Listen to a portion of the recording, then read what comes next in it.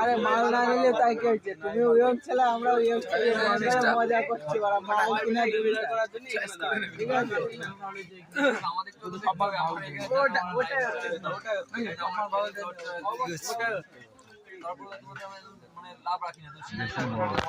আরো মাঠে থেকে যাবো এটাই বল আমার ওই 40 টাকা তেলে পিট থেকে গেলাম ওইটুকুই আমার সে তো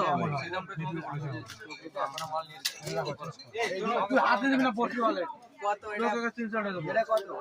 তাহলে 150 তুমি বলো না হাতে দিচ্ছি হাতে দিবি না কিনবি না না যা করবে কারো ক্ষতি করবে আরে মানে আমি জানি না ওইভাবে আছে আমার হ্যাঁ আমার বল নিবি নেব না আচ্ছা অন্য কিছু নিবি না